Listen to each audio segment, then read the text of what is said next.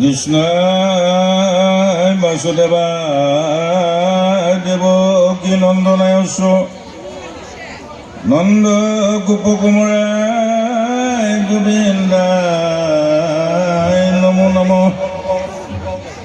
নম পঙ্কজ নাভায় নম পঙ্কজ মালিনী নম পঙ্কজ নেত্রায় নমস্তে পঙ্কজ গাৱে।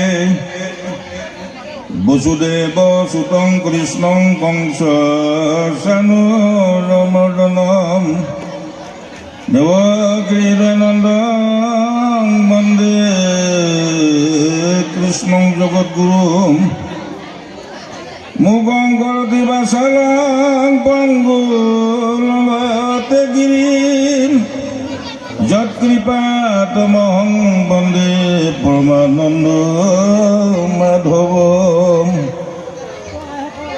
শ্রীমন্ত শংকৰ হৰি ভকত জানা যেন কল্পতৰু তাহান্ত বিনাই নাহি নাহি নাহি আমাৰ পৰম গুৰু ৰাম আমাৰ পৰম গুৰু কৃষ্ণ। পৰম শ্ৰদ্ধাৰ আজি ধৰ্মালোচনী সভাৰ সভাপতি বাপ শ্ৰদ্ধাৰ শৰণাচাৰ্য প্ৰদীপ ৰাভা বাপ, শ্ৰদ্ধাৰ বিশিষ্ট অতিথি মাননীয় জ্যোতিপ্ৰসাদ দাস বাপ, সেৱাৰ বস্তু অতাপুৰুষসকল আৰু সভাগৃহত থকা বিভিন্ন ঠাইৰ পৰা অহা বাপসকল, আইসকল আৰু তৰুণ-তৰুণীসকল, আজি এটা বৰ আনন্দৰ দিন যে ওদালগুৰি জিলাই প্ৰত্যেক বছৰে বৰ উলহ মালহেৰে যি বাৰ্ষিক পালনাম বুলি সুন্দৰকৈ অনুষ্ঠানভাগ আয়োজন কৰি আহিছে জিলাৰ বিভিন্ন ঠাইত, একেদৰে আজিও এই পবিত্ৰ স্থানত তেখেতসকলে বাৰ্ষিক সেৱাভাগ কেইবাদিনো কাৰ্যসূচী লৈ 38 বৰ্ষত উপনীত হৈ এই অনুষ্ঠানৰ আয়োজন কৰিছে। এতিয়া ধৰ্মালোচনী সভা চলি আছে, তাৰপিছতে বৈকুণ্ঠৰ পৰম মংগলময় পালনামষাৰো অনুষ্ঠিত হ'ব। গতিকে মই জয়তে অনুষ্ঠানৰ উদ্যোক্তা বাপ বান্ধৱসকলক মই সেৱা জনাইছোঁ। যি কি নহওক, ধৰ্মালোচনী সভাত ধৰ্ম বিষয়ে ক'বই লাগিব। ইতিমধ্যে আমাৰ বাপসকল, আইসকল, কিছুসকল দূৰৰসকল গৈছেই, ওচৰৰ কিছুসকল হয়তো কোনোবা ৰাস্তাতে ঘূৰি আছে, কোনোবাই হয়তো বিশ্ৰাম কৰিবলৈ যাব পাৰে। এতিয়া গুণমালা হ'ব যেতিয়া নিশ্চয় আকৌ বৰ আনন্দ মনেৰে ওলাই আহিব। গতিকে সকলোৱে গুণমালাক বৰ আশাৰে বাট চাই থাকে, আনন্দৰে সেই গুণমালা তেওঁলোকে কীৰ্তন কৰে। গতিকে ময়ো যিমান পাৰোঁ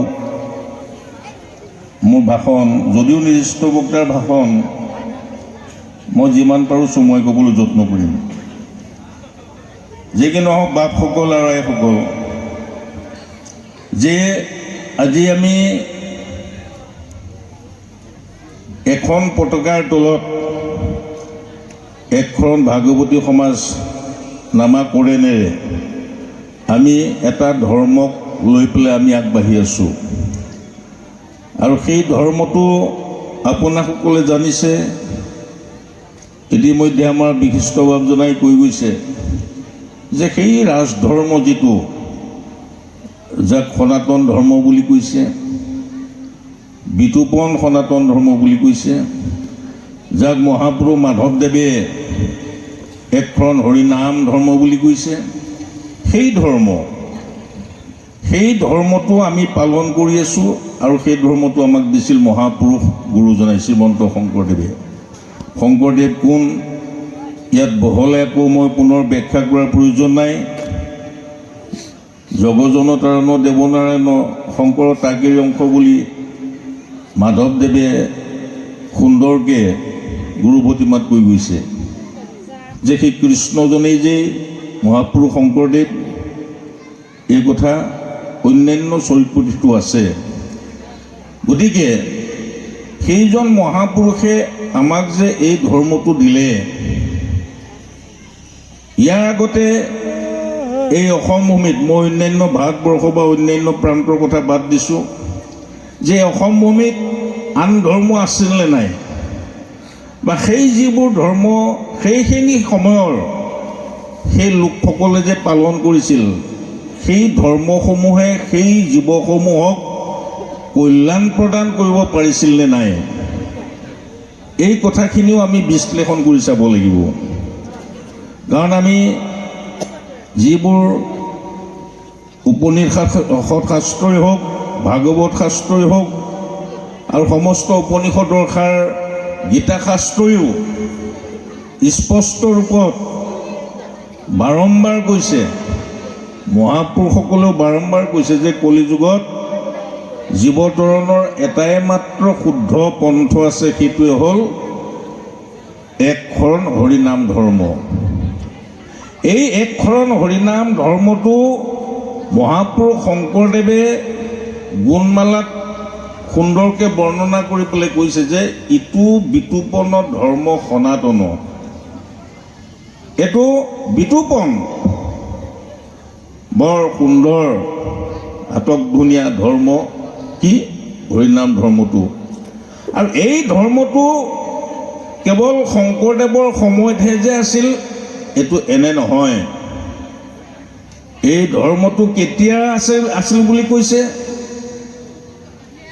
এই ধৰ্মটো কেতিয়া প্ৰচাৰ হৈছিল বুলি কৈছে, মহাপুৰুষ মাধৱদেৱে নামঘোষাত এই ধৰ্মৰ আৰম্ভণি সম্পৰ্কত লিখিছে। আদি সত্য যুগে শুদ্ধ ধৰ্ম আছিল একমাত্ৰ হৰিনাম, দেৱ সবে গুপ্ত কৰিলে কৰি কপট। এই যিটো ধৰ্ম মহাপুৰুষ শংকৰদেৱে আমাক দি থৈ গ'ল, এই ধৰ্মটো কি বুলি কৈছে যে আদি সত্য যুগৰ ধৰ্ম। বাপসকল, এতিয়া যে আমি যিটো যুগত আমি জন্ম লাভ কৰিছোঁ বা যিটো যুগৰ আমি মানুহ হয়, এই যুগটোক কি বুলি কৈছে? কলি যুগ বুলি কৈছে।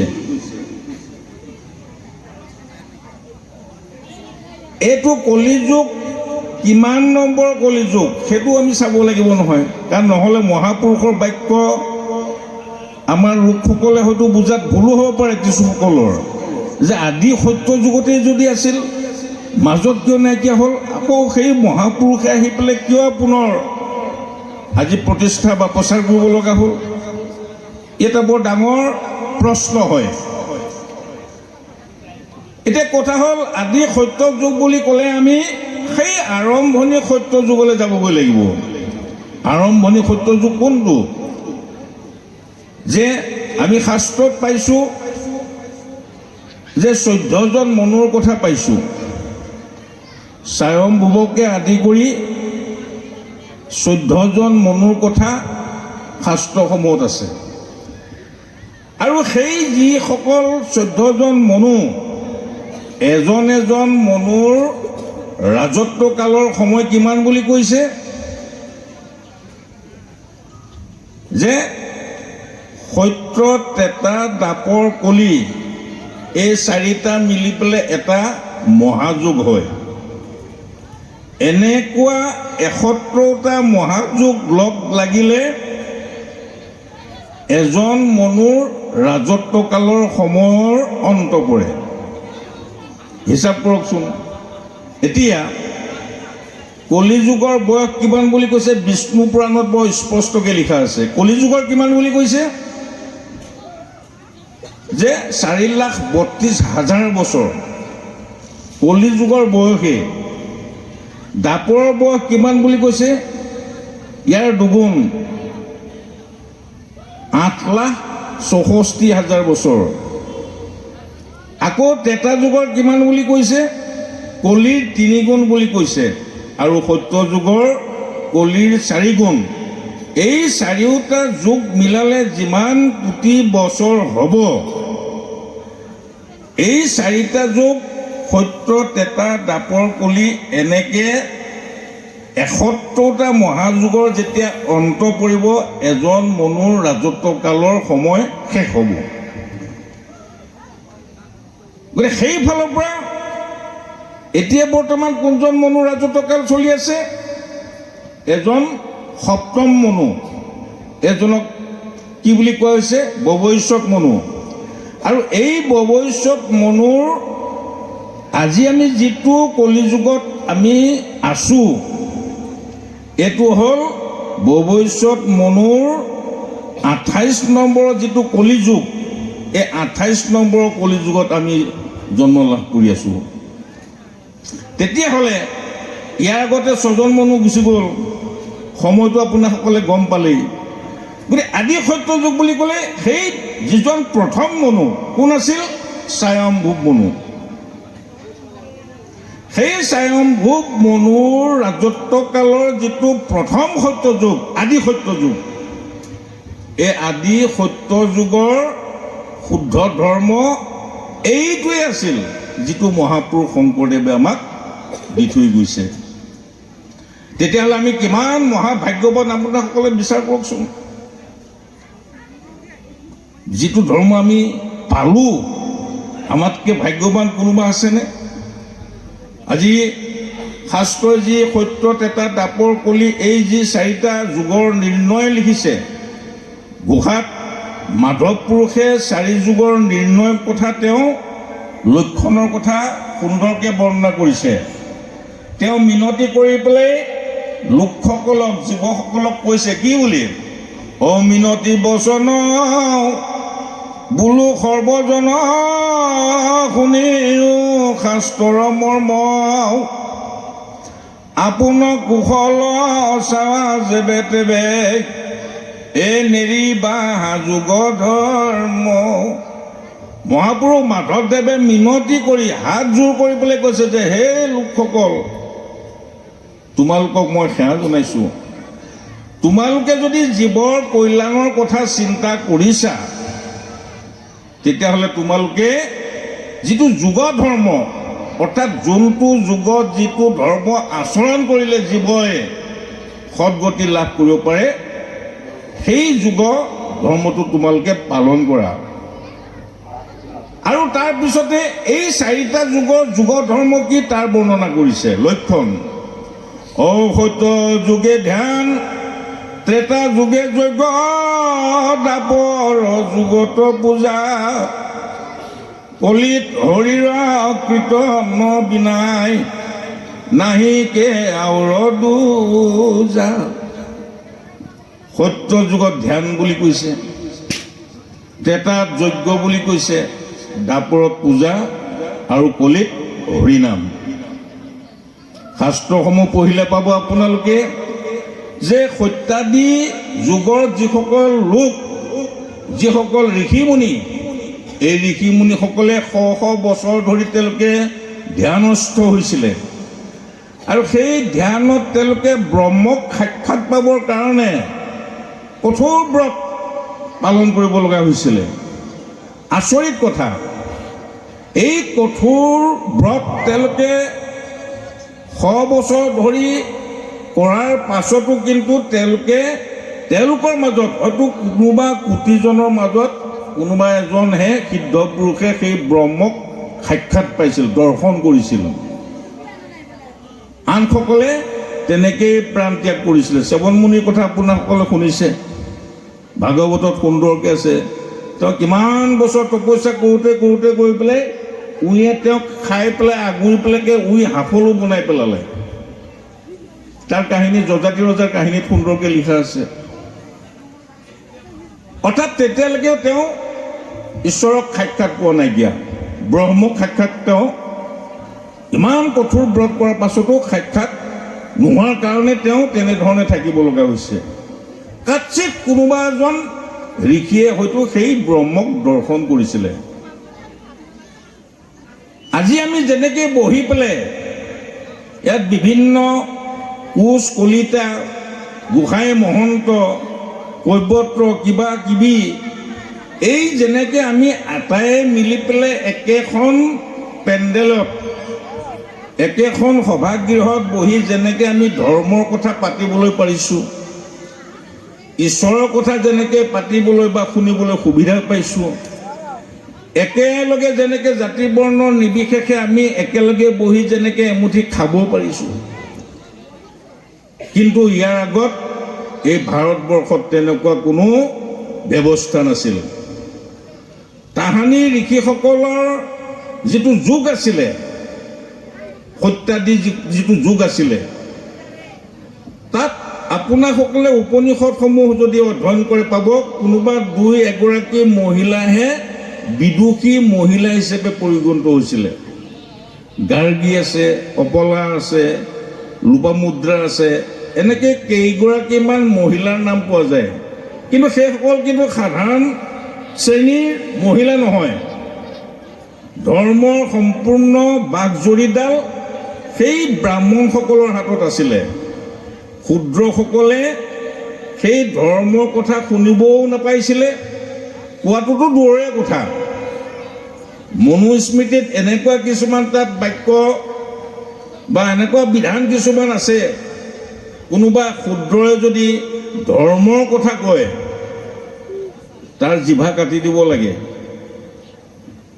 আৰু শুনিব নাপায়, শুনিলে তাত কাণত খোজ মাৰি দিব লাগে। এনেকৈ বিভিন্ন ধৰণৰ কিছুমান জঘন্য কিছুমান কথা এই স্মৃতিসমূহত পোৱা যায়। গতিকে শূদ্ৰ বোলা যি চাৰি জাতিৰ কথা আছে, এই চাৰি জাতিৰ ভিতৰত একেবাৰে তলৰ শ্ৰেণীত ৰাখিছে ক্ষুদ্ৰ শ্ৰেণীটোক। আৰু এই শূদ্ৰসকলে সেই ধৰ্ম কৰ্মৰ পৰা তেওঁলোক সদায়ে বঞ্চিত হৈ আহিছিলে। কিন্তু আমি ইমান মহাভাগ্যৱান যে আজি আমি এনেকুৱা এখন সমাজ পাইছোঁ য'ত জাতি বৰ্ণৰ কোনো পৰিচয় নাথাকে, কোনো সম্প্ৰদায়ৰ কোনো পৰিচয় থাকিব নোৱাৰে, একেলগে খাব পাৰিছোঁ। এই যিটো প্ৰক্ৰিয়া, এই যিটো ব্যৱস্থা, মহাপুৰুষ শংকৰদেৱৰ জন্মৰ আগলৈকে এই ব্যৱস্থাটো কিন্তু আমাৰ অসম ভূমিত নাছিলে। ধৰ্মৰ নামত এনেকুৱা কিছুমান জঘন্য কাণ্ড কৰিছিলে। যিসকলে কালিকা পুৰাণ পঢ়িছে, যোগিনী তন্ত্ৰ পঢ়িছে, সেই পুথিসমূহ পঢ়িলে আপোনালোকে একেলগে বহি হয়তো বাপেকে পুতেকৰ লগত বহি তাৰ ব্যাখ্যা কৰিব নোৱাৰিছিলে, পুতেকে মাকৰ সৈতে বহি পেলাই একেলগে তাক আলোচনা কৰিব নোৱাৰিছিলে।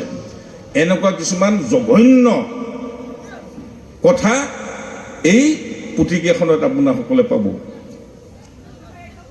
খবৰ উৎসৱ বুলি এনেকুৱা উৎসৱ কৰিছিলে যে মহিলাসকলে বাটে বাটে তেওঁলোক সমদল উলিয়াই গৈ থাকিব, বিভিন্ন লেতেৰা মাত মাতিব, এনেকুৱা কিছুমান জঘন্য কথা তাত আছে। ভোগী নামৰ এনেকুৱা এটা শ্ৰেণীৰ সৃষ্টি কৰা আছে তাত।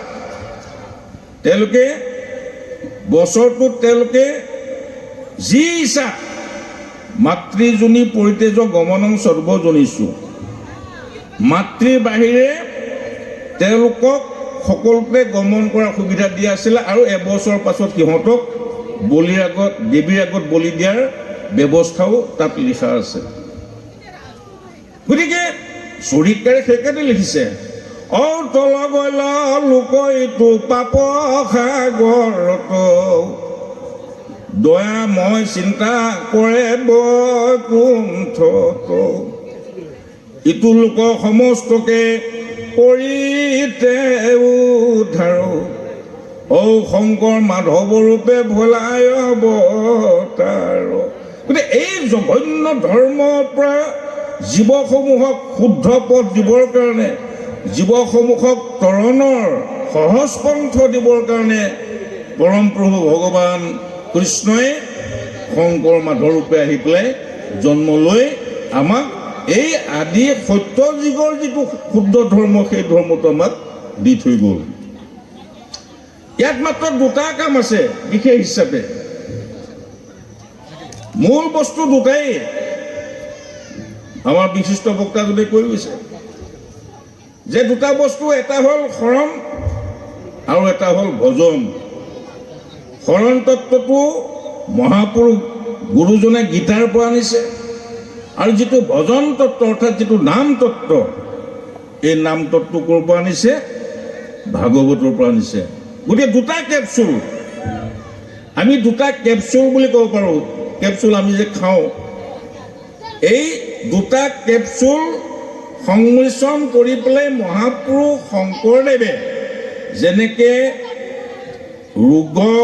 ৰোগত আক্ৰান্ত ব্যক্তিক ডক্তৰে যেনেকৈ সেই কেপচুল দি পেলাই সেই ৰোগৰ পৰা তেওঁক পৰিত্ৰাণ কৰে, আৰোগ্য কৰে, ঠিক তেনেকৈ মহাপুৰুষ শংকৰদেৱে এই গীতা শাস্ত্ৰ আৰু ভাগৱত শাস্ত্ৰৰ পৰা সেই দুটা কেপচুল আনিছিলে এই জীৱসমূহক আৰোগ্য কৰিবৰ কাৰণে। অৰ্থাৎ জীৱসমূহে এই সংসাৰৰ তাপত যাতনাক্লিষ্ট হৈ যেনেকৈ তাপিত হৈ আছে, তাপত ক্লিষ্ট হৈ আছে, এই তাপৰ পৰা উদ্ধাৰ কৰিবৰ কাৰণে মাধৱ পুৰুষে লিখিছে, হে কৃষ্ণ যত জীৱনিত ও তিনি তাপে হুয়া সন্তাপিত দুৰ্ঘোৰ সংসাৰৰ তাপত পৰি আছ। এই সংসাৰৰ যি মহা যাতনাদায়ক যি তাপ, তিনি তাপ, এই তিনি তাপ কি বুলি কোৱা হৈছে? আধ্যাত্মিক, আদি ভৌতিক আৰু আদি দৈবিক। এই তিনি তাপত আমি জীৱবিলাক আমি সদায় যাতনাত ক্লিষ্ট হৈ আছোঁ, ৰোগাগ্ৰস্ত হৈ আছোঁ। গতিকে এই ৰোগাগ্ৰস্ত যাতনাত ক্লিষ্ট তাপিত হৈ থকা জীৱসমূহক আৰোগ্য কৰিবৰ কাৰণে, পৰিত্ৰাণ কৰিবৰ কাৰণে, মুক্তি দিবৰ কাৰণে মহাপুৰুষ শংকৰদেৱে এই দুটা কেপচুল তৈয়াৰ কৰিছিল। গীতাৰ পৰা এক শৰণবাদ আৰু ভাগৱতৰ পৰা ভজন তত্ত্ব, নাম তত্ত্ব। সেইকাৰণে কৈছে যে প্ৰথমে এজন গুৰুক আশ্ৰয় কৰি তুমি তেওঁৰ পৰা এই বাণীখিনি তুমি শুনা, আৰু ঈশ্বৰক কেনেকৈ ভজিব লাগে, কেনেকৈ ভক্তি কৰিব লাগে, তেওঁৰ পৰা তুমি গোটেই আৰ্হিটো তুমি ঠিক কৰি লোৱা। এইটোৱে মহাপুৰুষ শংকৰদেৱৰ ধৰ্ম। কেৱল নাম ল'ব লাগে, ঈশ্বৰৰ ওচৰত কায় বাক্য মন এক কৰি তেওঁৰ ওচৰত এক শৰণ ল'ব লাগে। এক শৰণ মানে কি? যে সৰ্বধৰ্মান পৰিতেজ মামেকং শৰণং ব্ৰজ অহং তাং সৰ্বপাপেব মোক্ষস্বামী মাছ। সৰ্বধৰ্মৰ এক শৰণ সাক্ষাৎ সুদৃঢ় বিশ্বাসে সখী লৈও কয় আমাক, যিহেতু মোতেহে তুমি লৈ লাহা শৰণ, সৰ্ব পাপ হন্তে মই কৰিব ৰক্ষণ। গতিকে এই যি ভক্তি তত্ত্ব আছে, আমি 9 প্ৰকাৰৰ ভক্তিৰ কথা আমি পাইছোঁ শাস্ত্ৰত, আৰু এই 9 প্ৰকাৰৰ ভিতৰত দুবিধক শ্ৰেষ্ঠ বুলি কৈছে, শ্ৰৱণ আৰু কীৰ্তনক। আৰু যি 9 প্ৰকাৰৰ ভক্তি আছে, এই 9 প্ৰকাৰ ভক্তি গোটেইখিনি গুণময় ভক্তি বুলি কোৱা হৈছে। 9 সতৰ ৰজ তমকে 3 ভাগ কৰা হৈছে, আৰু সেই 9 3 3 9 হয়, 9 9 পূৰণ কৰিলে কিমান হয়? 81 বিধ হয়। গতিকে গুণময় ভকতি হ'ল 9 বিধৰ পৰা বাঢ়ি গৈ গৈ গৈ গৈ 81 বিধ হৈছেগৈ। আৰু এই গোটেই 81 বিধ ভক্তিয়ে ইয়াক গুণময় বুলি কোৱা হৈছে, সগুণ বুলি কোৱা হৈছে। নিৰ্গুণ ভক্তি কেৱল এবিধেই আছে, সেইটো হ'ল এক শৰণ।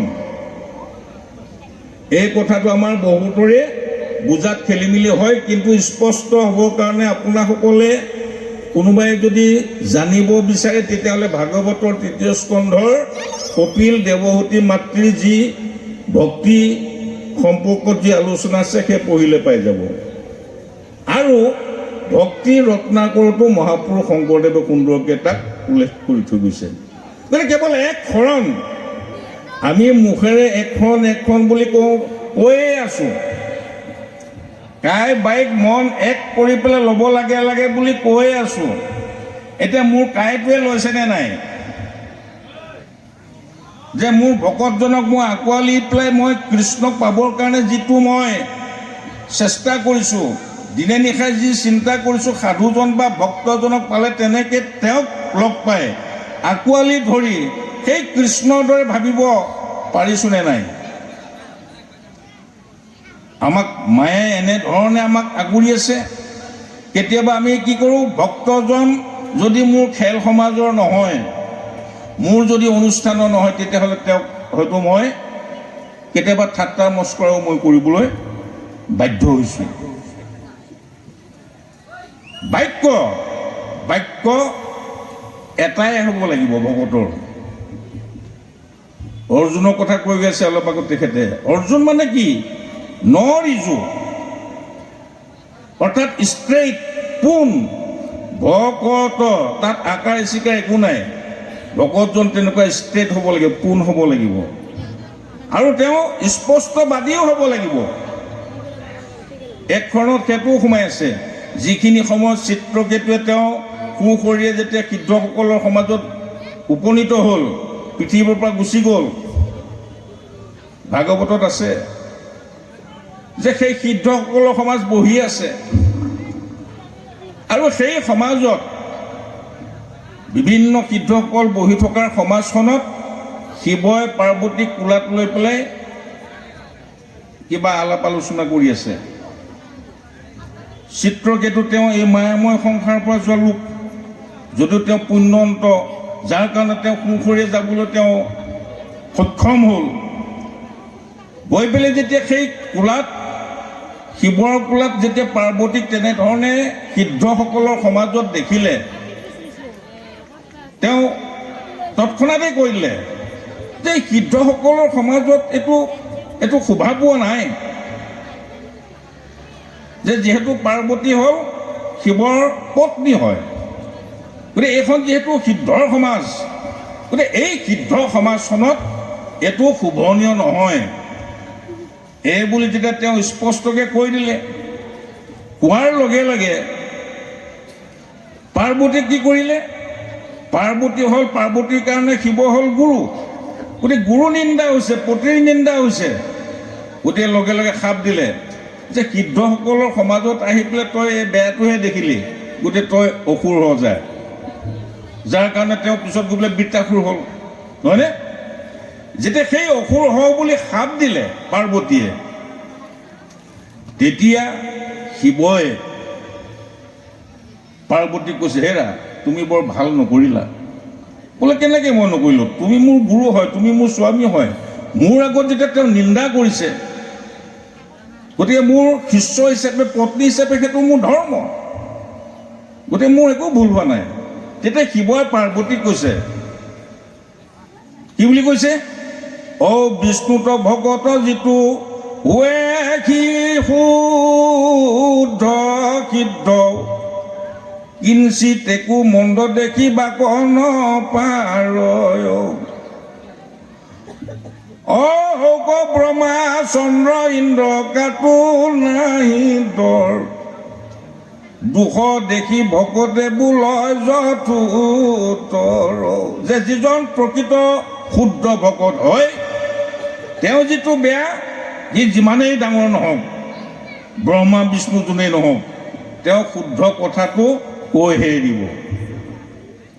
সেইকাৰণে যে বিষ্ণুত ভকত যিটো হয় শুদ্ধ, সেই অশুদ্ধ কিঞ্চিত একো মন্দ দেখিব কোনোবাৰ। ব্ৰহ্মা চন্দ্ৰ ইন্দ্ৰ কোনোবাই মোক অসুবিধা কৰিব, কিবা কৰিব, এইটো ভয় তেওঁ নকৰে, তেওঁ স্পষ্টটো তেওঁ ক'বই। গতিকে সেই শৰণত সেই স্পষ্টভাৱে বাক্যৰ যিটো কথা কোৱা আছে, এইটো এটা সামান্য লক্ষণৰ কথাই মই কৈছোঁ। গতিকে কাইবাইক মনটো কেৱল স্থিতপ্ৰজ্ঞ কৰি পেলাই, স্থিতপ্ৰজ্ঞ পুৰুষৰ কেনেকুৱা লক্ষণ গীতাত সেইবিলাকো আছে, এইবিলাক বিস্তৃত ব্যাখ্যা বা আলোচনা নকৰোঁ এতিয়া। গতিকে এই তিনিওটা এক কৰি প্ৰভু ভগৱন্তৰ চৰণত যদি প্ৰকৃততে তেওঁ আশ্ৰয় কৰিছে, তেতিয়া তেওঁৰ এক শৰণটো ঘটিব। আৰু সেই এক শৰণ গ্ৰহণ কৰাৰ পাছত প্ৰভু ভগৱন্তৰ গুণনাম তেওঁ অহৰ্নিশ ল'ব লাগিব। লওঁতে লওঁতে লওঁতে লওঁতে লওঁতে সেই জীৱটোৱে তাৰ যি জীৱসমূহ সাধাৰণতে হয় কি যে আমাৰ জন্মান্তৰৰ যিবিলাক আমাৰ পাপ থাকে, কৰ্ম থাকে, সেইবিলাক বস্তুটো সি যিটো কাৰণ শৰীৰ, সেই কাৰণ শৰীৰত তাত লাগি যায়। আৰু ইয়াত তেওঁ মৃত্যু হোৱাৰ পিছত তেওঁ যেতিয়া বেলেগ এটা জন্মত গৈ পেলাই তেওঁ বেলেগ এটা গৃহত গৈ জন্ম ল'ব, বেলেগ এটা দেহত গৈ জন্ম ল'ব। সেই জন্ম লাগি যাওঁতে বা জন্ম হওঁতে এই পূৰ্বজন্মৰ গোটেইবিলাক পাপে হওক পুণ্য হওক গোটেইবিলাক সেই কাৰণ শৰীৰত লাগি গৈ থাকে, সি জাম হৈ থাকে। কাৰণ আমি জীৱবিলাক ক'ৰ পৰা আহিছোঁ, কেতিয়া আহিলোঁ, ক'লৈ যাম, আমিতো কোনেও নাজানো। গতিকে যেতিয়ালৈকে আমি প্ৰভুৰ চৰণৰ কৃপা নাপাম, প্ৰভু ভগৱন্তৰ অভয় পাদপদ্মৰ ছাঁ যেতিয়ালৈকে আমাৰ শিৰত নপৰিব, তেতিয়ালৈকে আমি জীৱবিলাক ঘূৰিয়ে ফুৰিব লাগিব। গতিকে সেই জন্মান্তৰৰ যত যিমানবিলাক পাপ তাপ আছিলে, সেইবিলাক সেই কাৰণ শৰীৰৰ দ্বাৰা এটা জীৱ দেহৰ পৰা আন এটা জীৱ দেহলৈ সি গতি কৰে। সেইকাৰণে সেইখিনি সি পুনৰ সেই জন্মত সি আকৌ ভোগ কৰিব লগা হয়। গতিকে এই পাপবিলাক নাইকিয়া কৰিবৰ কাৰণে তাহানিৰ ঋষিমুনিসকলে তেওঁলোকে যোগ সাধনা কৰিছিলে বা বেলেগ বেলেগ তেওঁলোকে জ্ঞানমাৰ্গী যিবিলাক সাধনা আছে, বিভিন্ন সাধনা আছে, জ্ঞানমাৰ্গী সাধনা, সেইবিলাক কৰিছিলে। কোনোবাই হয়তো তাৰ পৰা পৰিত্ৰাণ পাইছিলে, কোনোবাই নাই পোৱা। কিন্তু মহাপুৰুষ শংকৰদেৱে এই জন্মান্তৰৰ এই পাপবিলাক ধুই সমূলনচে নাইকিয়া কৰিব পৰা এনেকুৱা এটা আমাক সাধন পন্থ দি থৈ গৈছে, যি সাধন তত্ত্বৰ বিষয়ে নজনাৰ কাৰণে আজি আমাৰ সমাজখনত বা বিভিন্ন সমাজখনত বিভিন্ন বিশৃংখলৰ সৃষ্টি হৈছে। বিশেষকৈ মই ক'ব বিচাৰিছোঁ যে আমাৰ আন নালাগে, এটা সাধনৰ কথাই মই ক'ম যে আমাৰ যিটো মালা সাধন আছে আমাৰ এখন ভাগৱতী সমাজত, এই মালা সাধন যে কৰিব লাগে কিয়, ইয়াৰ কিবা তাত্ত্বিক অৰ্থ আছে নাই, বা সেই সাধনাৰ দ্বাৰা সেই জীৱটো কেনেকৈ তেওঁ জীৱ ঊৰ্ধ্বগামী হ'ব, জীৱটো কেনেকৈ শুদ্ধ হ'ব, জীৱটোৱে কেনেকৈ পৰম পুৰুষৰ ওচৰ পাব, সেই সাধনাৰ নিৰ্দেশনা ইয়াত আছেনে নাই এই মালা সাধনত। আপোনালোকে কেতিয়াবা চাব, মই মাজতে লিখিছিলোঁ ফেচবুকত এটা, যে এজন ভাগৱত ব্যাখ্যাকাৰে সেই মালাৰ ওপৰত তেওঁ বিভিন্ন ইতিকিংমূলক বক্তব্য কৰি পেলাই তেওঁ মালাৰ প্ৰয়োজন নাই, কাঠৰ মালা ফাটে ফুটে মনৰ মালা কাহে চুটে, এনেকুৱা কিছুমান বক্তব্য তেওঁ ফেচবুকৰ জৰিয়তে তেওঁ ব্যাখ্যা কৰিছিলে। মই কওঁ যে যিসকলে এই চূড়ান্ত সাধন তত্ত্বৰ ভিতৰ চৰাত সোমোৱা নাই, আজি মই ৰাস্তাৰ ফালে গৈ থাকোঁতে ৰাস্তাৰ কাষতে বিভিন্ন ঘৰ আছে, কিন্তু মই যদি সেই ঘৰখনত মই নোসোমাওঁ, তাৰ যদি মই ভিতৰলৈকে প্ৰৱেশ নকৰোঁ, সেই ঘৰখনত কি আছে মই জানিম জানো? হয়তো কোনোবাটো খেৰী ঘৰ আছে, কোনোবাটো দালান ঘৰ আছে, কোনোবাটো পকা ঘৰ আছে, মই দেখোঁতে তেনেকেই দেখিলোঁ। কিন্তু ঘৰটোৰ ভিতৰত কি আছে যদি ভিতৰ চোৱাত মই নোসোমাওঁ, মই কেতিয়াও মই বুজি নাপাম, মই জানিব নোৱাৰিম। তদ্ৰূপ এই ভক্তি সাধনৰ ভিতৰৰ চোৱাত যেতিয়ালৈকে নোসোমাব, সেইসকলৰ ব্যাখ্যাবিলাক, সেইসকলৰ কথা বতৰাবিলাক এনেকুৱা টুলুঙাই হয়। আমাৰ বেদস্তুতিত একাষাৰ লিখা আছে, অ শৰীৰৰ ছয় চক্ৰ চিন্তে যিটো জনক তাহাৰ গোচোৱা মৃত্যু ভয় নাৰায়ণ। এইটো চাব, এইটো পদটো অকণমান আকাৰ ইকাৰ ইফাল সিফাল হ'লে তাৰ অৰ্থটো বিসংগতি হৈ যায়। এতিয়া যে মই গালোঁ যে শৰীৰৰ ছয় চক্ৰ চিন্তে যিটো জন বেদস্তুতিত আছে কীৰ্তনৰ, তাহাৰ গোচোৱা মৃত্যু ভয় নাৰায়ণ। এই যিটো ছয় চক্ৰৰ যিটো সাধন কোনে কৰে? যোগীসকলে কৰে। যোগ সাধনত যিসকল ৰত, এই ৰত যোগীসকলে সেই যোগ সাধনা কৰে। অৰ্থাৎ আমাৰ শৰীৰত যোগশাস্ত্ৰ মতে 6টা চক্ৰ আছে, মূলাধাৰৰ পৰা আৰম্ভ কৰি সহস্ৰদল পদ্মলৈকে। একেবাৰে তলত মূলাধাৰ আছে, মণিপুৰ আছে, স্বাধিষ্ঠান আছে, অনাহত আছে, ডিঙিৰ ষোড়শদল আছে, ইয়াত দ্বিদল আজ্ঞা চক্ৰ আছে। এই 6টা চক্ৰ।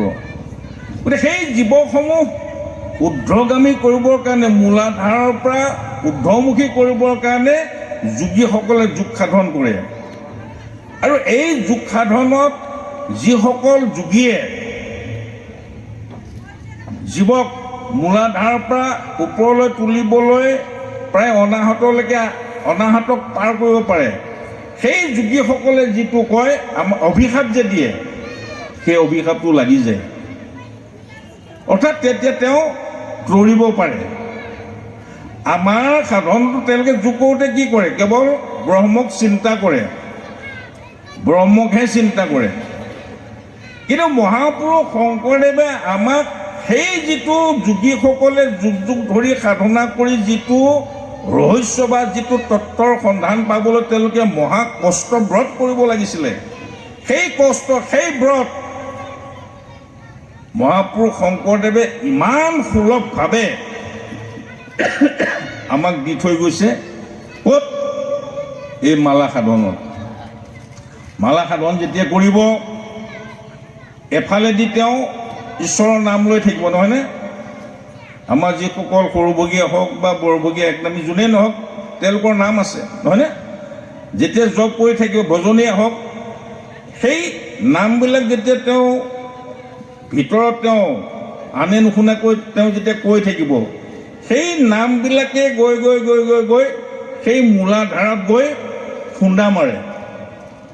খুন্দা মাৰোঁতে মাৰোঁতে মাৰোঁতে মাৰোঁতে মাৰোঁতে মাৰোঁতে কি হয়, এই যিটো কুলকুণ্ডলিনী বুলি যিটো মূলাধাৰ চক্ৰত যিটো কপাট থাকে, মুখনি, এই মুখনিটো এনেকুৱা টাইট হৈ থাকে, কাৰণ জন্ম জন্মান্তৰৰ গোটেই পাপবিলাক তাত সোমাই থাকে।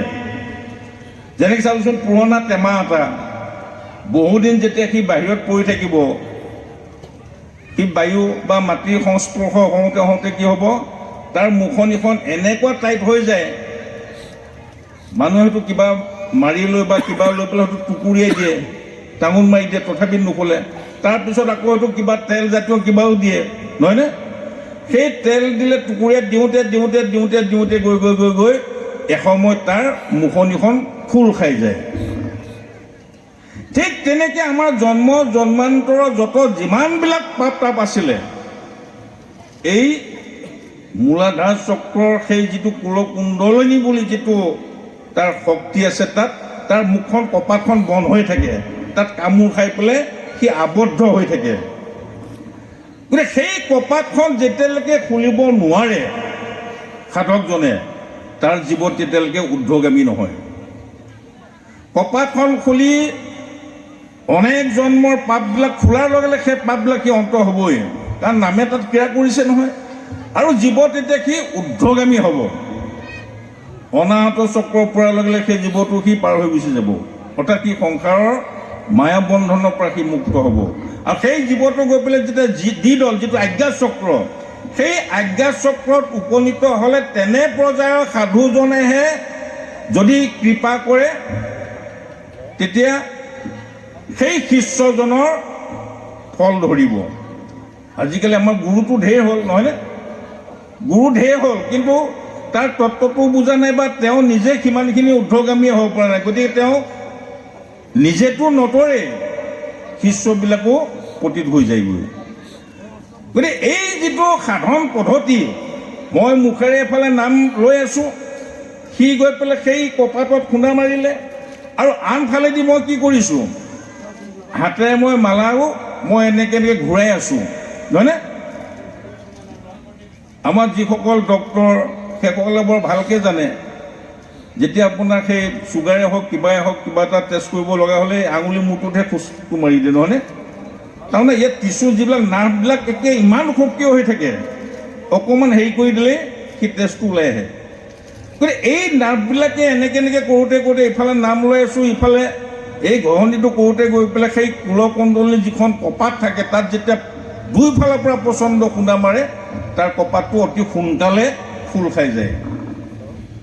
গতিকে এই তত্ত্বটো নজনাৰ কাৰণেই কিছুসকলে আমাক কি কৰিছে, কিছুসকল ব্যাখ্যাকাৰে মালাক নিন্দা কৰিছে। গতিকে মই আহ্বান জনাওঁ যে মহাপুৰুষৰ সাধনৰ সেইসকলে মই আহ্বান জনাইছোঁ, মহাপুৰুষৰ সাধনৰ সেই ভিতৰচোৱাত প্ৰথমে সোমাওক, প্ৰৱেশ কৰক, তাৰপিছত তেতিয়া সেই বস্তুত কি আছে নাছে তেতিয়া আপুনি নিজে উপলব্ধি কৰিব পাৰিব।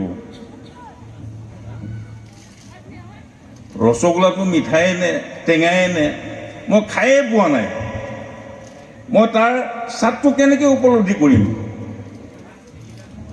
অন্ধটো যদি কয় হাতী খুৰডাল এনেকুৱা, সি কি বুজিব এনেকুৱা মানে কেনেকুৱা, সেইটো বুজি নাপায়। গতিকে সেই তাক তাৰ চকু থাকিবই লাগিব, সি সেই অন্তৰ্দৃষ্টিয়ে হ'লেও সেই বস্তুটো সি উপলব্ধি কৰিব পাৰিব লাগিব। ৰসগোল্লাটো সি খাই টেষ্টটো পাব লাগিব, তেতিয়া টেঙা নে মিঠা সি তাক ক'ব পাৰিব। তদ্ৰূপ এই ভিতৰৰ চৰাত যেতিয়া প্ৰৱেশ কৰিব তেতিয়া তেওঁ মালা লোৱাসকলক কেতিয়াও ঠাট্টা মস্কৰা নকৰে। গতিকে মহাপুৰুষৰ সাধনৰ ই এটা চূড়ান্ত মাৰ্গ। আৰু তাৰোপৰি কেৱল সেই নামঘৰত সোমাই থকা সময়তে যে আপুনি নাম ল'ব লাগে সেইটোতো নহয়, আপুনি যিকোনো মুহূৰ্তত খাওঁতে শুওঁতে উঠোঁতে বহুতে আপুনি নাম লৈ থাকিব পাৰে। গোপীসকলে দশম পঢ়িবচোন, তেওঁলোকে ঢল ফাট নিদিলে, দিয়াই নাই, পোহৰে হোৱা নাই, উঠি পেলাই কি কৰিছে, দধি মথন কৰিছে। কেনেকৈ কৰিছে? কৃষ্ণৰ নাম লৈ আছে অহৰ্নিশ। দিনটোত যিবিলাক ঘৰুৱা কাম আছে কাম কৰি থাকোঁতে কেৱল কৃষ্ণৰ গুণ গাই পেলাইহে তেওঁলোকে ঘৰৰ কামবিলাক কৰি আছে।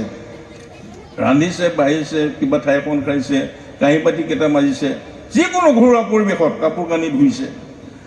আকৌ সন্ধ্যা সময়ত কৃষ্ণ বৃন্দাবনৰ পৰা গৰু গাই লৈ পেলাই আহিছে, তেওঁক চাবলৈ আকৌ সেই পদূলিমুখত ৰৈ আছেগৈ। গতিকে ঠিক তেনেকৈ আমিও আমাৰ ঘৰুৱা পৰিৱেশত বিশেষকৈ আইসকলে ধৰক পুৱা উঠাৰ পৰা ৰাতি বিচনা খোৱালৈকে আমিতো বিভিন্ন ঘৰুৱা কাম কাজত ব্যস্ত থাকোঁ। যিসকল ঘৰত থাকে সেইসকলে ঘৰুৱা কৰ্মবিলাক কৰোঁতে যিকোনো মুহূৰ্তত যিকোনো সময়ত নাম লৈ থাকিব নোৱাৰে জানো? আপুনি চাবচোন, আগতে সেই আমি দেখিছোঁ সৰুতে হ'লেও, আজিকালি সেইবিলাক নাই উন্নত চিকিৎসা হোৱাৰ কাৰণে। এই যেতিয়া সাপে দংশন কৰে, বেজ আহি পেলাই কি কৰে, এই বিহ লঙনি বা কিবা কিবি লৈ পেলাই জাৰি থাকে। জাৰি থাকোঁতে হয় কেতিয়াবা কিছুসকল সেই বিষৰ পৰা তেওঁ ৰেহাইও পায়, তেনেকুৱাও দেখা গৈছে আগতে। আজিকালি এইবিলাক নাজানো আৰু। এই যে জাৰি থাকোঁতে যে মৃত্যুৰ মুখৰ পৰা যে তেওঁ ঘূৰি আহিছে, সেই জাৰাৰ লগতে তেওঁ কিবা এটা কৈ আছেনে নাই, কিবা এটা মন্ত্ৰ গাই আছেনে নাই,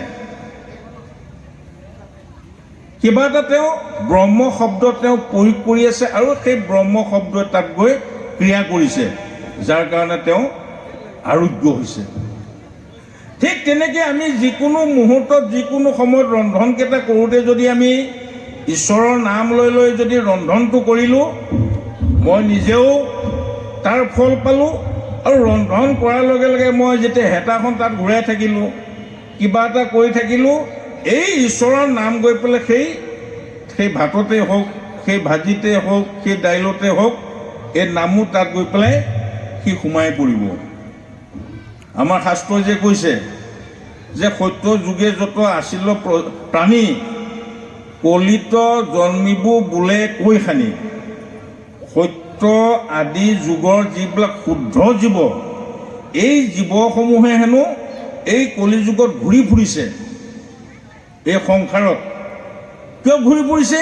যে তেওঁলোকে মানুহ জন্ম ল'ব কলিযুগত। কাৰণ কলিযুগত মানুহ জন্মটো ইমান দুৰ্লভ বুলি কৈছে, ব্ৰহ্মায়ো মানৱ তনু পাবৰ কাৰণে বাঞ্ছা কৰে। গতিকে সেই জীৱবিলাক যে ঘূৰি আছে, তেওঁলোকে থিতাপি ক'ত ল'ব, ক'ত জন্ম ল'ব? কিবা এটাতো সৎ পাত্ৰ লাগিব, শুদ্ধ পাত্ৰ এটাতো লাগিব। গতিকে সেই শুদ্ধ পাত্ৰটো আপোনাৰ ল'ৰা ছোৱালীক যদি বনাব বিচাৰে, আপুনি যি আহাৰ দি আছে, সেই আহাৰৰ পৰা তেওঁ তেজ হ'ব, তেজৰ পৰা বীৰ্য হ'বগৈ, বিভিন্ন প্ৰক্ৰিয়াৰ মাজে গৈ গৈ, আৰু তেতিয়া সেই শুদ্ধ পাত্ৰতহে সেই শুদ্ধ জীৱবিলাকে আহি পেলাই থিতাপি ল'ব, আৰু সেই শুদ্ধ জীৱৰ দ্বাৰা শুদ্ধ ধৰ্ম বিস্তাৰিত ৰূপত পুনৰ প্ৰচাৰ হ'ব। চাকৰি কৰা লোক এজনে তেওঁ যিকোনো সময়তো ঈশ্বৰৰ নাম ল'ব পাৰে নহয়। অহৰ্নিশটো তেওঁ কামত ব্যস্ত নাথাকে, নহয়নে? কোনোবা এজন খেতিয়কে খেতি কৰি আছে, তেওঁ নাম লৈ থাকিব নোৱাৰেনে? পাৰে। চাইকেল মাৰি গৈ আছে, বাছত গাড়ীত গৈ আছে, যিকোনো মুহূৰ্তত আপোনালোকে চাবচোন, ভাগৱত চাব, কীৰ্তন চাব, যে কংসই মৃত্যুৰ সময়তহে কৃষ্ণক দেখিছে। তাৰ আগতো কৃষ্ণক কেতিয়াবা দেখিছিল নেকি বাৰু? কংসই মৃত্যুৰ সময়তহে কৃষ্ণক দেখিছে, কিন্তু তাৰ আগত কিন্তু কৃষ্ণক তেওঁ কাহানিও দেখা নাই।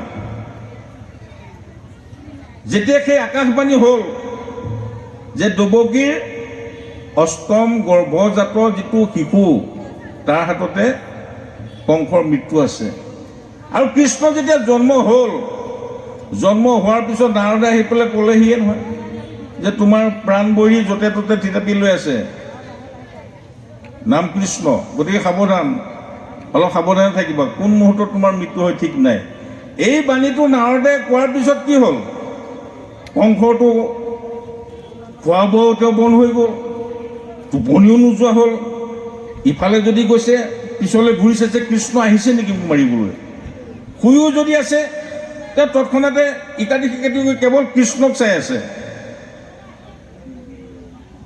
কীৰ্তনত সুন্দৰকৈ শংকৰদেৱে লিখিছে, খাৱন্তে বোলন্তে সিটো পথত ভ্ৰমন্তে, নিশাসৰ কাহন্তে নিশা শয়ন কৰন্তে, অভতে আগতে দেখে কৃষ্ণক সদায়, সিহেতু কৃষ্ণৰ ৰূপ পালে কংসৰাই।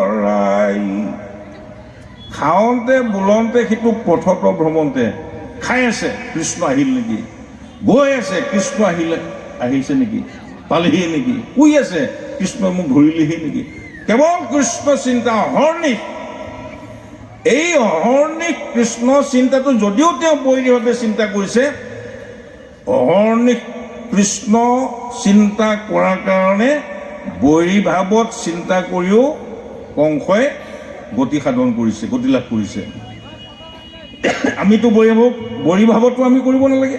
গতিকে ঠিক তেনেকৈ এই অবিৰাম, যিকোনো মুহূৰ্তত, অবিৰাম বুলি কওঁতে বিৰাম নোহোৱাকৈ, ঘোষাটো লিখিছে, দশমতো আছে, অবিশ্ৰাম নাম লোৱা কথা আছে। এতিয়া অবিশ্ৰাম বা অবিৰাম নামটো আমি ল'ব নোৱাৰোঁ, কাৰণ আমি কৰ্মময় ব্যস্ত জীৱনৰ সৈতে জড়িত, সি পুৰুষেই হওক বা মহিলাই হওক, অবিশ্ৰামটো আমি অবিৰাম নাম ল'ব নোৱাৰোঁ। গতিকে সেই অবিৰাম নাম লোৱাৰ যিটো সাধন, এই সাধনটো ক'ত আছে? এই মালাত নিহিত হৈ আছে। যেনেকৈ মানুহ এজনৰ যেতিয়া একেবাৰে তেওঁ চেঞ্চলেছ হৈ যায়, ডক্টৰ আহি পেলাই প্ৰথম পালছটোৱে চায়, নহয়নে? পালছটো চাই পেলাই তেওঁ জীয়াই আছে যদি তেওঁ জীয়াই আছে বুলি ক'ব, আৰু মৃত হ'লে মৃত বুলি তেওঁ ঘোষণা কৰে। ইয়াত চায়, কি চায়? অৰ্থাৎ তেওঁ পালছটো চলি আছেনে নাই। এই যিটো পালছ, যিটো তেজৰ যিটো তাৰমানে যিটো চাৰ্কুলেশ্যন, এই চাৰ্কুলেশ্যনটো 24 ঘণ্টাই সক্ৰিয় হৈ থাকে। এইটো ইয়াক অবিৰাম বুলি কয়। ই অবিৰাম গতিত আপুনি শুই থাকিলেও সেই চাৰ্কুলেশ্যন হৈ থাকিব, কাম কৰি থাকিলেও চাৰ্কুলেশ্যন হৈ থাকিব। যিকোনো মুহূৰ্তত যিকোনো অৱস্থাত এই তেজৰ চাৰ্কুলেশ্যনটো কেতিয়াও বন্ধ নহয়। আৰু যেতিয়াই বন্ধ হ'ব তেতিয়াই ক'ব যে মানুহজন মৰিল। ইয়াক অবিৰাম অবিশ্ৰান্ত বুলি কৈছে। গতিকে তেজটো যেনেকৈ আপুনি শুই থাকোঁতে ক'ব নোৱাৰা অৱস্থাটো যেনেকৈ চলি আছে, দিঠকতো যেনেকৈ চলি আছে, সেই অবিৰাম অবিশ্ৰান্ত হ'বলৈ হ'লে আপুনি অহৰ্নিশ নাম জপ কৰক। অহৰ্নিশ নাম জপ কৰোঁতে কৰোঁতে কৰোঁতে কৰোঁতে গৈ গৈ গৈ গৈ তেজৰ সৈতে সেই নাম এনেকুৱা সম্পৃক্ত হৈ যাব, আপুনি মুখেৰে নাম ল'ব নালাগে।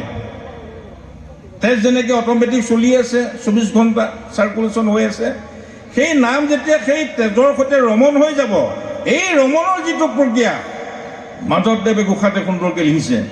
অ শুনিও পাৰ্বতী তুমি এবে ৰাম ৰাম ৰাম বোলা যেবে,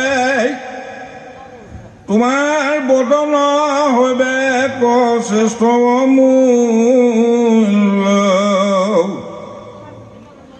এ ৰাম ৰাম ৰাম ৰাম বুলি অ ৰামতে ৰমো সৰ্বক্ষণে জানা ৰাম নাম সহস্ৰ নামৰ তুল্য। এই যিটো ৰমণ, এই ৰামত যিটো ৰমণৰ কথা কৈছে, ঠিক তেনেকৈ নাম যেতিয়া সেই তেজৰ সৈতে ৰমণ হ'ব, আপুনি ক'ব নোৱাৰাকেই সেই অবিশ্ৰাম বা অবিশ্ৰান্তটো তাত চলিয়ে থাকিব। গতিকে আমাৰ মহাপুৰুষৰ মূল তত্ত্বটোৱে হৈছে সেইটো কি?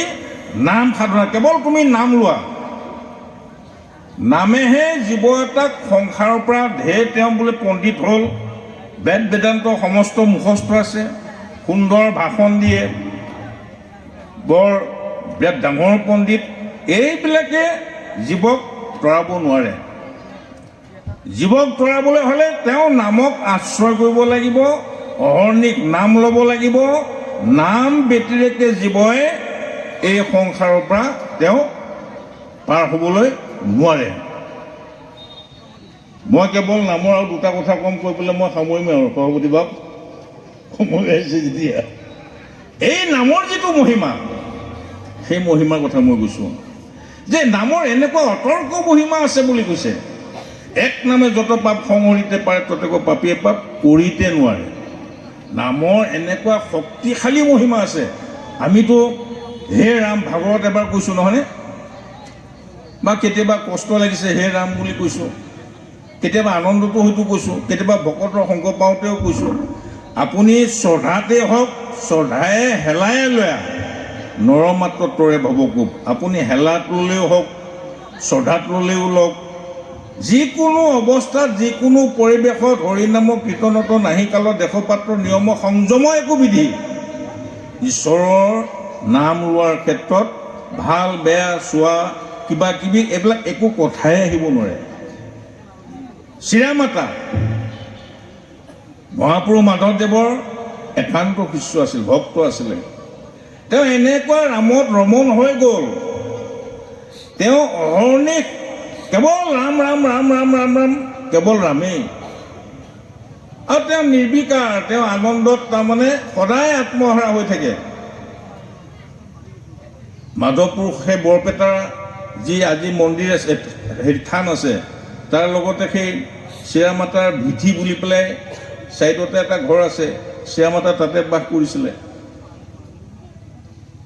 সেই শ্ৰীৰামাতাই অহৰ্নিশ শুই থাকোঁতেও, এনেইতো দিনত তেওঁ দিঠকতো লৈ থাকেই, শুই থাকিলেও অহৰ্নিশ কেৱল ৰাম ৰাম ৰাম ৰাম ৰাম ৰাম কেৱল এই ৰাম শব্দটোৱে।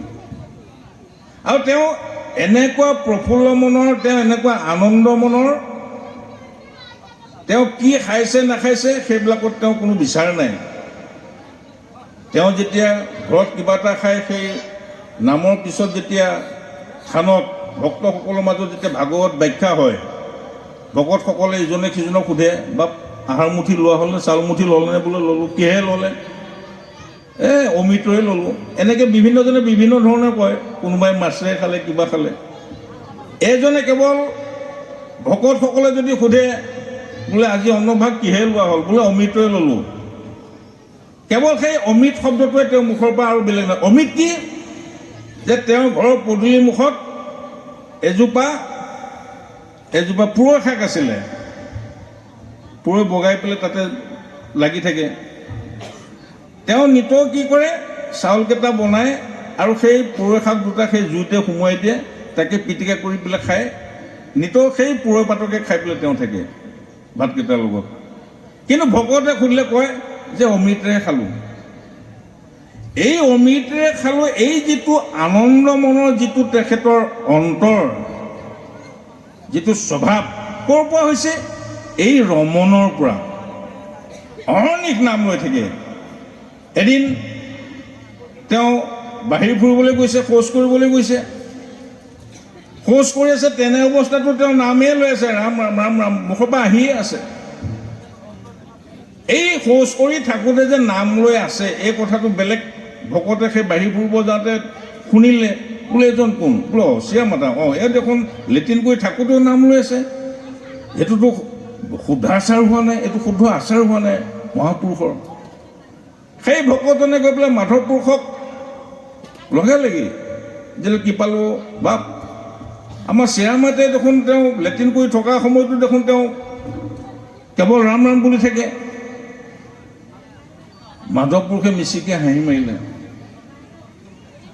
বোলে তেওঁৰ কথা আৰু নক'ব আৰু। অৰ্থাৎ তেওঁ ৰামময় হৈ গ'ল। আৰু চৰিত্ৰত আছে যে তেওঁ যেতিয়া মৃত্যুৰ সময় হ'ল, ওচৰৰ ভকত থাকে, কাষত বাহাবিলাকত থাকে। যেতিয়া তেওঁলোকে সেই নৈ, যিখন ওচৰত নৈ আছে, তাত গা ধুব যায়, যাওঁতে ইজনে সিজনক মাত দি যায়, এই বাপ উঠক, গা ধুব লাগে, স্নান কৰিব লাগে, উঠক।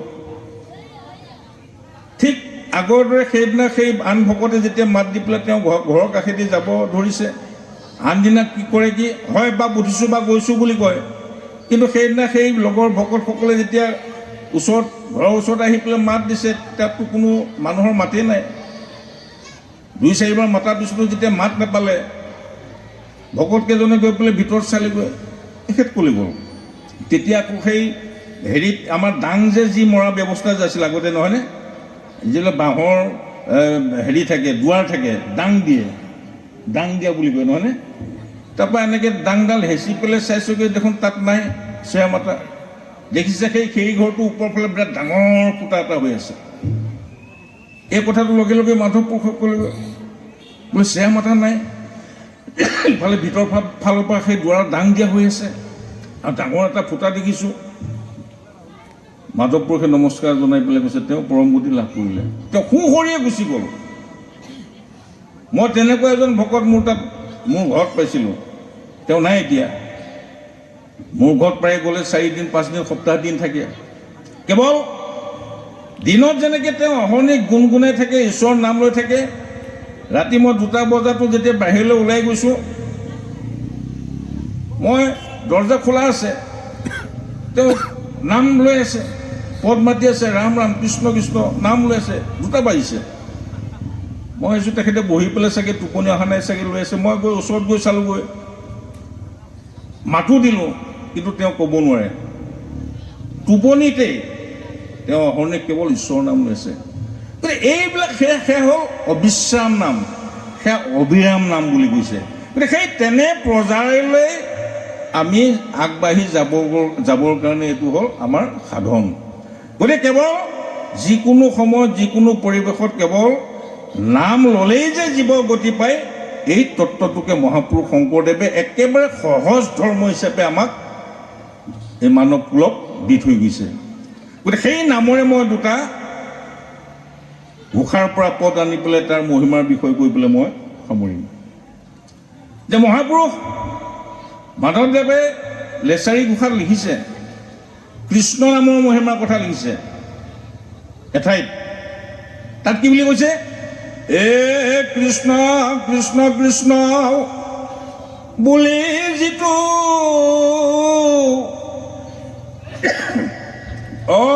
অন্তকালে গয়া প্ৰাণতে যায় আইদৰ খবৰে মুকুতি তাংক দিয় যে কোনোবাই ম্ৰিয়মান সময়ত মৃত্যুৰ প্ৰাকক্ষণত যদি কৃষ্ণ কৃষ্ণ কৃষ্ণ এই তিনিবাৰ কৃষ্ণ নাম লৈ পেলাই যদি তেওঁ দেহ যদি এৰিছে ইয়াত কি বুলি কৈছে যে আইদৰ শবদে মুকুতি টাংক দিয় এই তিনিবাৰ কৃষ্ণ যে নাম তেওঁ ল'লে এই প্ৰথম কৃষ্ণ শব্দটোৱে হেনো সেই লোকজনক বা সেই জীৱটোক গতি সাধন কৰিলে আৰু তো দুভাগ কৃষ্ণ নাম থাকি গ'ল তেতিয়া প্ৰভু ভগৱন্তই হেনো কৈছে আৰু কিবা বস্তু দিব বুলি আৰু দুই পদে লজ্জা হুয়া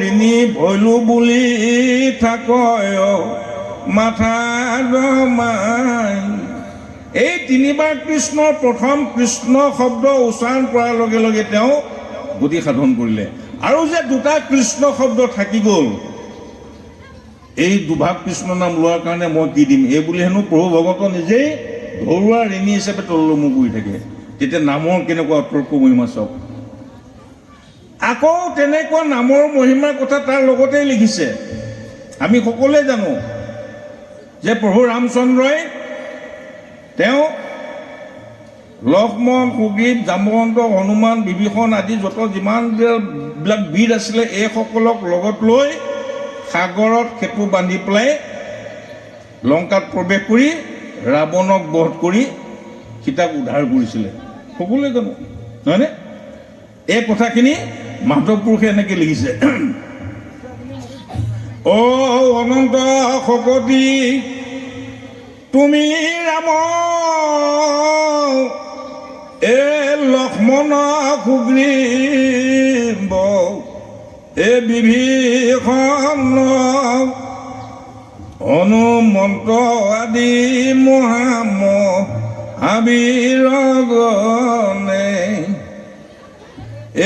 আনি তৰুলতা পৰ্বতক শতেক যোজন সমুদ্ৰ সেতু বান্ধি পাৰ ভৈলা মহাযতনে এইসকলে মহাযতন কৰি পেলাই মহাকষ্টবধ কৰি পেলাই সাগৰত সেতু বান্ধি পেলাই তেওঁ লোক লংকাত প্ৰৱেশ কৰি পেলাই সীতাক উদ্ধাৰ কৰি আনিছিলে তাৰপিছতে লিখিছে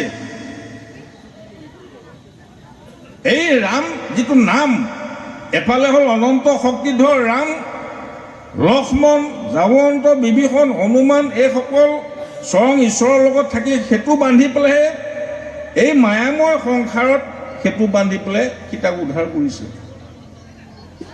কিন্তু এই যিখন ভৱ সংসাৰ যিখন সাগৰ এই সাগৰখনৰ উদাহৰণটো তাৰ পিছত দি পেলাই কৈছে হে প্ৰাণ প্ৰভু ৰঘুপতি ৰাম ৰাম ৰাম ৰাম ৰাম তোমাত কৰিয়া তজু গুণ নামচাৰ যে সেই প্ৰাণ প্ৰভু ৰঘুপতি যে তুমি অনন্ত শক্তিশালী হয় কিন্তু তোমাতকেও তোমাৰ যি নাম সেই নাম ছাৰ অৰ্থাৎ আৰু শক্তিশালী এই বিনা সেতু বন্ধ কৰি নৰা ৰাম ৰাম ৰাম ৰাম ৰাম অপাৰ সংসাৰ সমুদ্ৰ ৰহুৱে পাৰ কেৱল সেই নামষাৰ লৈ এই ভৱ সংসাৰৰ পৰা জীৱই তৰি যাব পাৰে গতিকে সেই অনন্ত শক্তিশালী ৰামতকেও লক্ষ্মণতকেও তেওঁৰ নাম আৰু যে শক্তিশালী এই ঘোষাত প্ৰমাণ কৰিছে গতিকে তেনেকুৱা নাম আমি ল'বলৈ পাইছোঁ তেনেকুৱা নাম আমাক মহাপুৰুষে দিছে গতিকে বাপসকল আইসকল আপোনালোকে অহৰ্নিশ আগতে যদি লোৱাও নাছিল কোনোবাই অহৰ্নিশ এমাহে লৈ চাওকচোন বাৰু, তাৰ কিবা ফল পায়নে নাপায়। এমাহৰ পিছত মই আকৌ আহিম, আহিলে মোক ক'ব আৰু বোলে একো ফলেই নাপালোঁ, তেতিয়া কি কৰিব আৰু। এমাহ লওক, কি ফল পায় জনাব। এইখিনি মই আহ্বান জনাইছোঁ।